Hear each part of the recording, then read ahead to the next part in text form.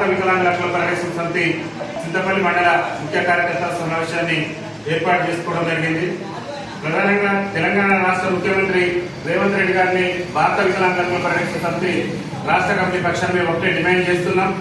Congress party assembly ఎన్నికల ముందు మరి ఆనాడున్నటువంటి ప్రభుత్వం ఇచ్చేటటువంటి 4,000 పదాలు కాదు, మేము అధికారంలోకి వస్తే వికలాంగుల పెన్షన్ ని మేము గెలిచిన వెంటనే 6,000 రూపాయలు ఇస్తామని చెప్పేసి ఆనాడు ముఖ్యమంత్రి రేవంత్ రెడ్డి గారు అసెంబ్లీ ఎన్నికల సాక్షిగా మరి వికలాంగుల సమాజానికి హామీ ఇవ్వడం జరిగింది.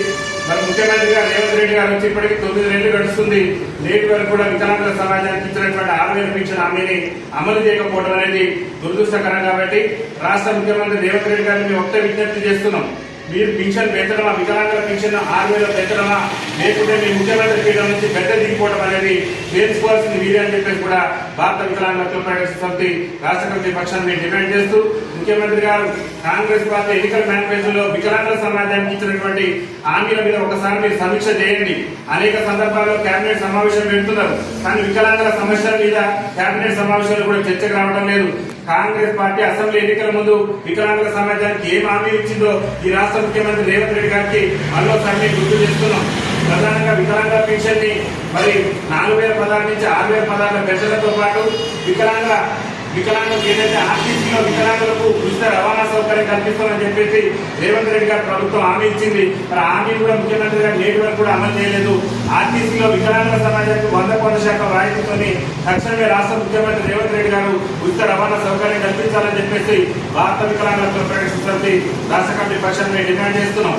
దాంతో పాటు తెలంగాణ రాష్ట్రంలో మరి అనేక మంది తెలంగాణ రాష్ట్రం వస్తే ఉద్యోగ ఉపాధి అవకాశాలు వస్తాయని చెప్పేసి ఆనాడు ఉమ్మడి ఆంధ్రప్రదేశ్ ఉన్నప్పుడే మరి పాఠశాల నిర్ణయించినటువంటి మా వికలాంగ సోదరులు పీజీలు పిహెచ్డీలు పూర్తి చేసి మీ వికలాంగులు కదా, మాకు రిజర్వేషన్ ఉంటుంది కదా, మాకు ఉద్యోగ ఉపాధి అవకాశాలు వస్తాయని చెప్పేసి పాఠశాల నిర్ణయించినటువంటి మా వికలాంగ సోదరులు పీజీలు పిహెచ్డీలు పూర్తి చేసి ఇవాళ తెలంగాణ రాష్ట్రంలో ఉద్యోగ నియామకాలు లేకుండా మరి ఇవాళ ఉద్యోగ అవకాశాల కోసం రోడ్ల మీద తిరగాల్సినటువంటి పరిస్థితి దాపరించింది.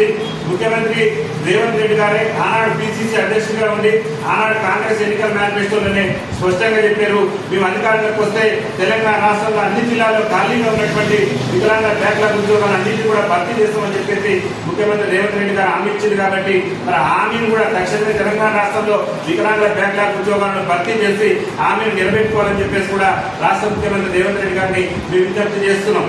దాంతో పాటు గత ప్రభుత్వం గతంలో ఉన్నటువంటి ముఖ్యమంత్రి కేసీఆర్ గారు నూతన జిల్లాలని చెప్పేసి 10 జిల్లాలు ఉన్నటువంటి తెలంగాణని 33 జిల్లాలు చేసిండు. 33 జిల్లాలు చేసింది కానీ 33 జిల్లాలలో కలెక్టరేట్ అంటే సకలాంగులకు సంబంధించినటువంటి కలెక్టరేట్ ఆఫీసు, ఎస్పీ ఆఫీసులు అన్ని భవనాలు వచ్చినాయి కానీ మా వికలాంగులకు సంబంధించినటువంటి వికలాంగ హాస్టల్ రాలేదు. కాబట్టి తక్షణమే రాష్ట్ర ముఖ్యమంత్రి రేవంత్ రెడ్డి గారు దృష్టి సారించి నూతన జిల్లా కేంద్రాలలో వికలాంగుల హాస్టల్ నిర్మించాలని చెప్పేసి కూడా భారత వికలాంగుల హక్కుల పరిరక్షణ సమితి రాష్ట్ర కమిటీ పక్షాన డిమాండ్ చేస్తున్నాం.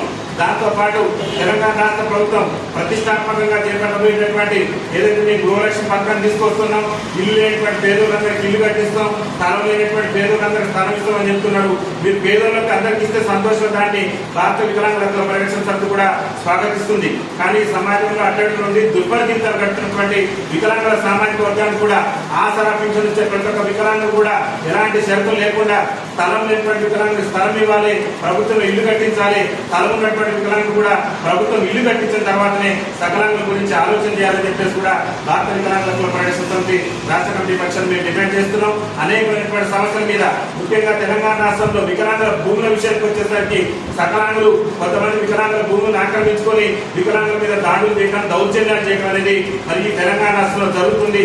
ఈ రాష్ట్ర ముఖ్యమంత్రి గారే ఈ రాష్ట్రానికి హోంమంత్రిగా ఉన్నారు. వికలాంగుల మీద అత్యాచారాలు జరుగుతున్నాయి, వికలాంగుల మీద దాడులు జరుగుతున్నాయి, ఆఖరికి హత్యలు చేసినటువంటి అంతకులు ఇలా రోడ్ల మీద స్వేచ్ఛలు తిరుగుతున్నారు. వికలాంగుల మీద దాడులు జరిగినా హత్యలు జరిగినా కానీ రాష్ట్ర ప్రభుత్వం స్పందించడం లేదు. సకలాంగుల మీద అత్యాచారాలు జరిగితే ఎన్కౌంటర్లు చేస్తారు.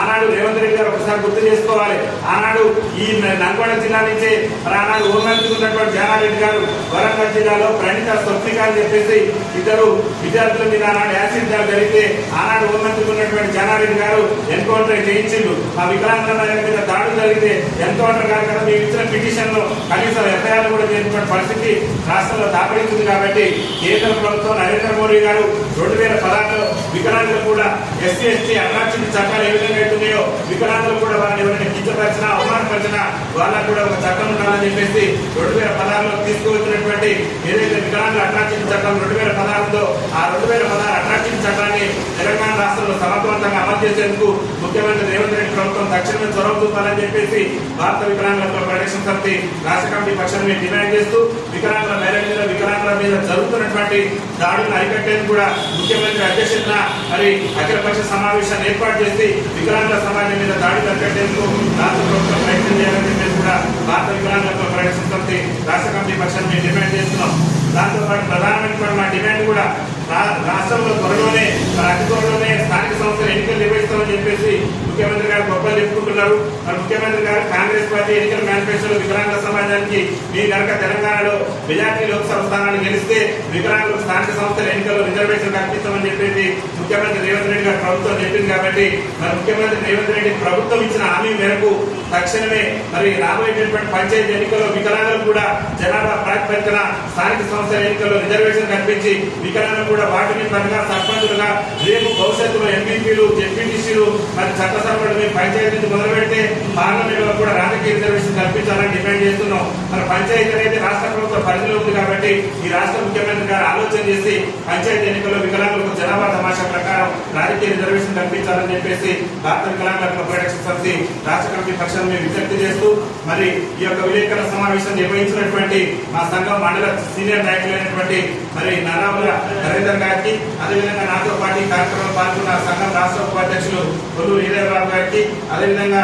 చెడూరు మండల అధ్యక్షులు ఆకాంత్ వెంకన్న గారికి, అదేవిధంగా సైదుల్ గారికి, అదేవిధంగా అన్నగారికి అందరికీ